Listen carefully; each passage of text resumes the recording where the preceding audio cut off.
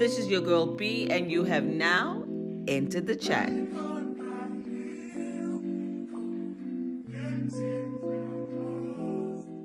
Hi guys, and welcome to another episode of Into the Chat with your girl B. Today I am talking to Adele and Ayanda again, and we're going to be talking money mindset.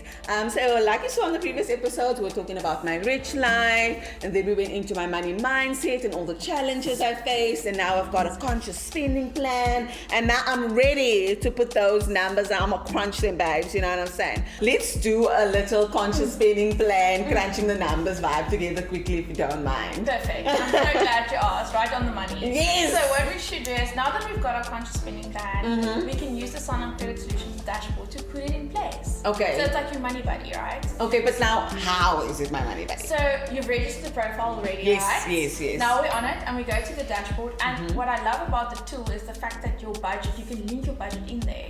And remember, we said earlier, okay, budget, remember our new word is conscious spending plan. Correct. So that helps us to put the habits and systems in place that we need to crunch the numbers, see where our money is going, and to be better with our credit. Okay. Especially. Okay. So look at that budget and use the tool accordingly. Okay, yes, obviously, because the budget is sort of filtered into your thing. 100% with your credit insights and profile. Okay, because to be completely honest with you, I have not wanted to look at my credit profile this year because I knew I was catching on nonsense. I think that's for most people, so you're not alone. We're like scared, we're like, oh my word, let's not. If we don't look at it, it doesn't exist. Ignorance is bliss, but please not with your finances, and especially not with credit. Okay, cool. I love that. Okay, so if we look at my credit profile, for instance, I'm pretty good, I think, with like my finances in general. Yes.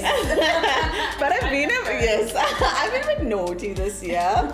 So in terms of like my money habits, like obviously there are some leaks. Yeah. How do you like figure out what are your leaks? Like how do you know? You know what's good and that's okay to have, and then like what's not a good thing to have. Especially, okay, so with the money leak, typically we'll refer to, like you started off by saying, spending is emotional. Yes. So something that triggers you in emotional, you want to go just swipe the credit card without thinking about it. Yes. For some of us, it's family responsibilities we've got. That people are dependent on us financially, and it's tough times. We don't know how to say no, or we don't know how to manage that to our own detriment. Yes. And for sometimes a money leak is as well because we're not on top of our finances, because we are scared to look at what the figures are. Yes. And that's the first step we should do. So crunching the numbers and look at your bank statements, like we mentioned, 3 to 6 months, and tie that in with your conscious spending plan to see where the money is going. That's the only way, or the best way to start. Okay. And in terms of like, one of my leaks is I normally don't do this, but currently it's a leak of mine, and I'm doing store credit just because it's like this weird little thing in my mind that if I pay cash when I can use a store card, then like I'm wasting money. Whereas like I could like, does that make sense? That's an easy trap to fall into.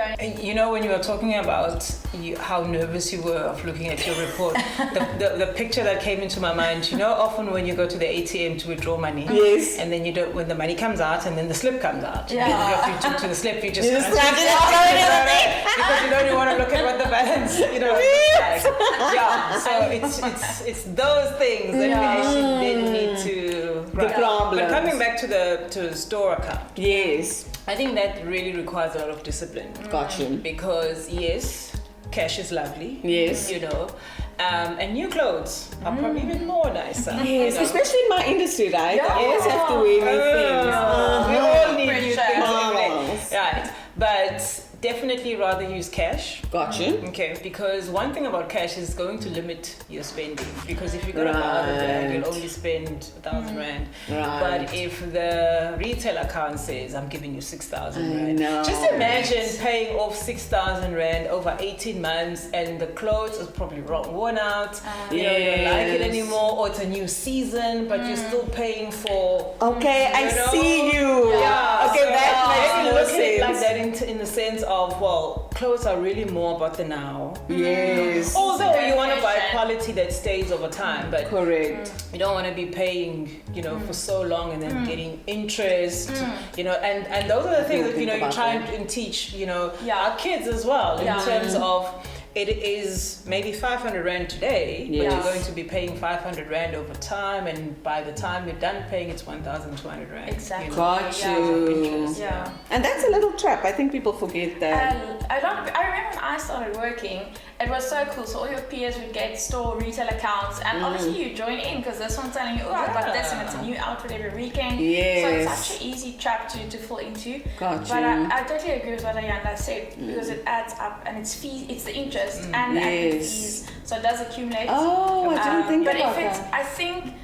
think there are some instances where, maybe you just started working and you don't have a work wardrobe yet, for example. Yes. And you want to just put together a work wardrobe. 6 months free is still okay. Or 6 month interest free, sorry. 6 month interest free, very important. Okay. You can maybe go along that line, but to manage it again, and like you mentioned earlier, to be responsible. Yeah. Okay. So I'm definitely paying that. So I think actually before we move along, it's very important to know that whatever advice or information you're given, it's not an umbrella. I like the point of, maybe you need corporate wear because maybe it's your first job. Correct. Maybe coming from varsity or wherever. Yes. But it's just, starting a new job and you want to look presentable. Yes. There's nothing wrong with using the retail. You just need to assess your position at the time and use it when necessary. So we're certainly not saying don't do it, but if there's a need, but have your limits. Okay. But I do like that part where you're like, if I think about it, I'm spending 6,000 Rand with my store card.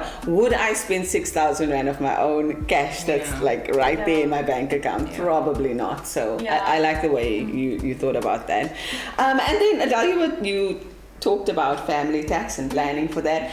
Please tell me, because me and this family tax is just not my friend. How do you budget for something like family tax? Because it's so difficult, like, 'cause you know what I mean, like people are dependent on you, and it's like also like it changes monthly, like how much money they need and stuff like that. So how do you deal with that? Like I find it really difficult, so I don't know. Family tax is a reality that we are seeing a lot throughout with clients, and I think the main thing there is boundaries, and it's such a tough conversation to have and to say, because for example, from the outside, everyone's like, Bron's living the best life, rich auntie in Dubai, but they look up rich, oh my god. But they don't know in reality, you're also a business owner, and also with the economy now, everyone's feeling the pinch. So I think that's why these conversations are tough to have, but one should have it.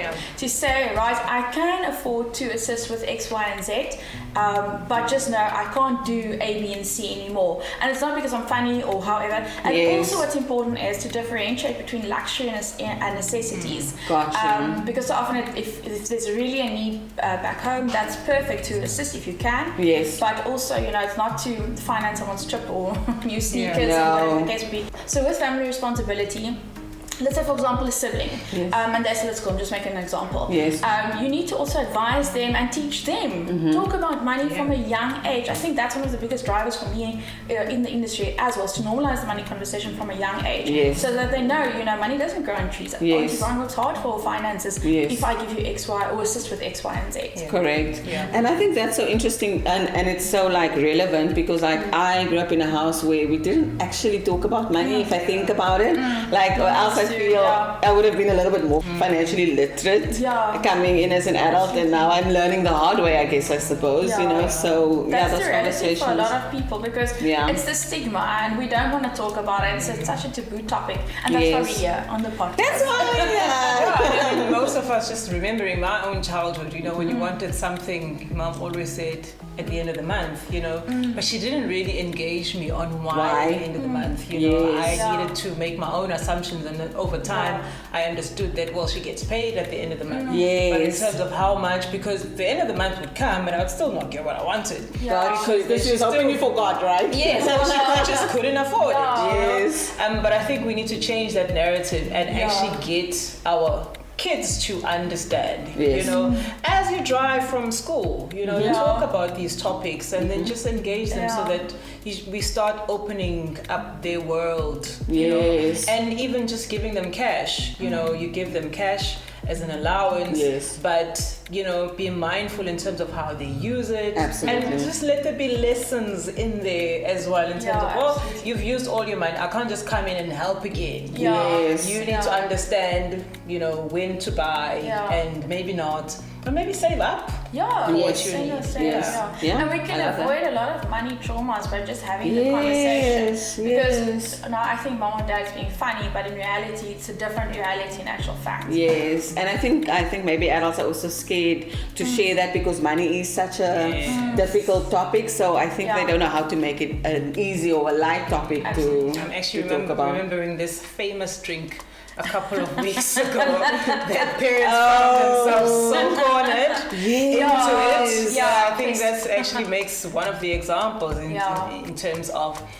how much pressure do you find yourself in as a parent, but it actually becomes pressure from society and pressure that you also inflict on yourself because you want to look good, you want to look better than the other parent because instead of buying one drink you bought cases and cases. Oh my word, exactly. You know? That's such a good example because it goes also back to like the pester power of the younger ones, but for us as adults we give up or succumb to the trends to our own detriment. And like we discussed earlier, we should not do that. It's one of the biggest, I think, money traps for us as well. Because we live in a society where instant gratification is king.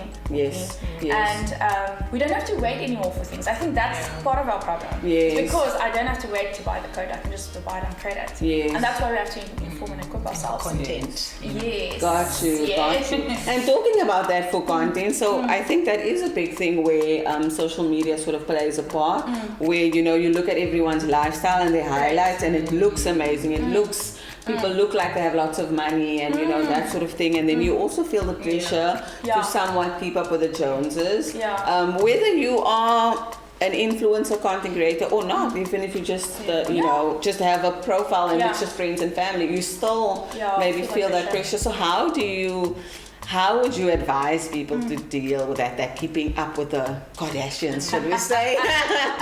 One of my best examples of feedback I can give is a friend of mine who's also a client. It was just after COVID and her business didn't do well. And she was financially not too in a good place. And then she decided she's going to unsubscribe from all social media, like cold turkey, because she knew she could not handle it. And a lot of us can't. I take my hat off to her because she said she'll feel the pressure, so she'll be naughty and rather use the cash or credit towards outfits and baby showers and weddings and whatever the case might be, because it all adds up. And also we have to remember throughout the year there are constant things that trigger us to spend money, because it's Christmas, then it's Mother's Day, Father's Day, Easter, Valentine's Day, I can carry on. Then there's Black Friday and 3 for 2 specials, etc. So I think that is one of the best tips is just to go totally cold turkey, unsubscribe from retailer emails that you are not tempted to, and recycle outfits. Be savvy, thrift.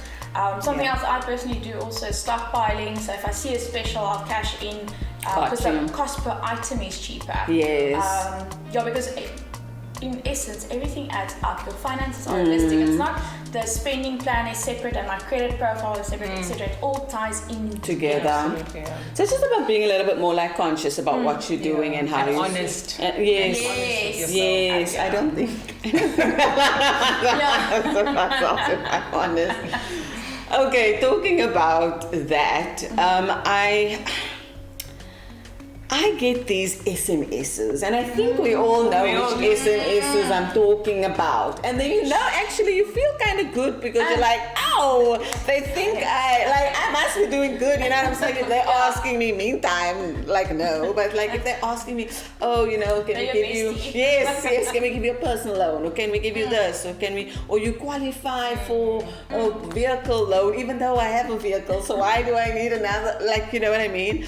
But just in terms of like those offers, Ayanda, like how do you know that, okay, maybe I should take this, or maybe, do you understand what I'm saying? And just explaining like maybe not the psychology of it, but like what you should practically be looking at when you get offers like that, and like what is the best offer for me, like, you know what I mean, or like how do you figure that out?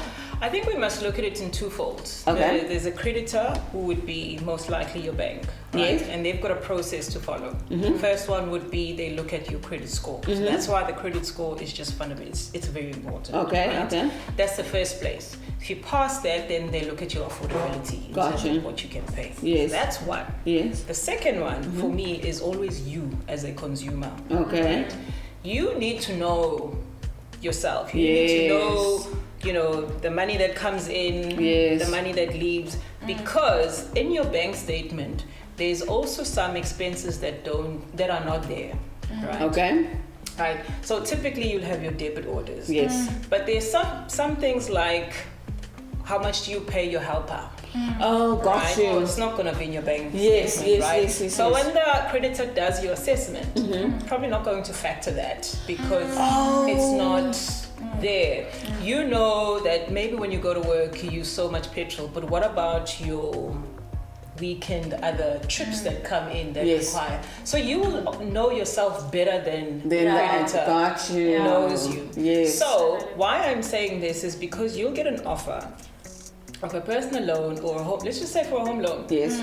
And they say, well, you qualify for a house worth 2 million. Yes. Right. And you know, and then if you look at the premiums, okay, it could be a bit high for you. Maybe you were just looking and you were in the market and you thought maybe 1.5. Yes. Okay. Yes. But when you go to the bank says 2 million. I would caution against being excited. Got you. Because that's the initial.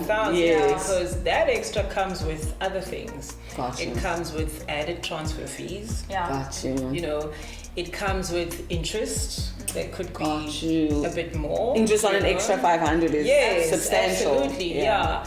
And the actual house, I assume a 2 million versus a 1.5 is bigger, is going to come with its own maintenance costs. You know, an extra room is going to cost you extra stuff of, you know. And maintenance is not just cleaning, it's things break. Yes. You know, the house needs to be painted. It's extra furniture. If it's a car, you need to change your wheels. It's you know, things just add up. Yes. And we find that often people don't consider those costs. You know, it's just nice to drive a luxury car, but actually when you look at maintenance of it, it could actually cost you more. Yes. So the reason I put these two worlds is to say, you may be getting these offers that come from this world. Yes. But the honesty comes in that actually this is what I need to do.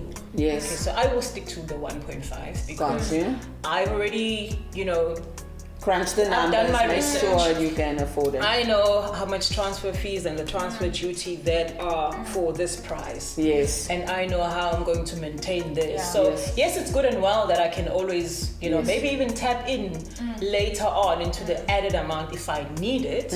But for now, this is what I'm going to sign up for. Gotcha. So just ensure that you stick to the offer that is most suitable for you. Because remember, the other side also wants to make profit, right? Yeah. Oh, of course, right? You think that it's only the seller of the house, but it's not. This relationship is mutually beneficial. Got right? you. Benefits, they also benefit. Got you. But we must find a point that, you know, that also suits us both.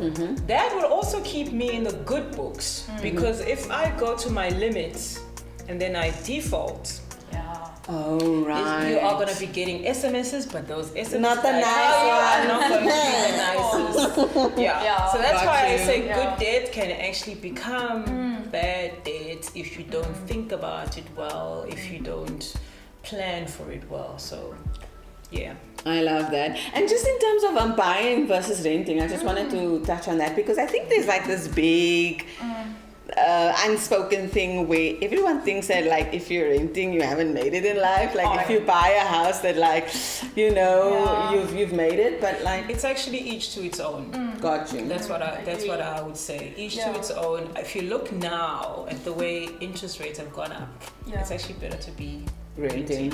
Yes, because nothing changes. Nothing changes for you. You don't have to worry. You don't have to worry about maintenance costs and all of that. Whereas your landlord or the owner, is worried about his premium going up. Absolutely. The maintenance going up and all of that. Yeah. So I think it's just about timing. Yes.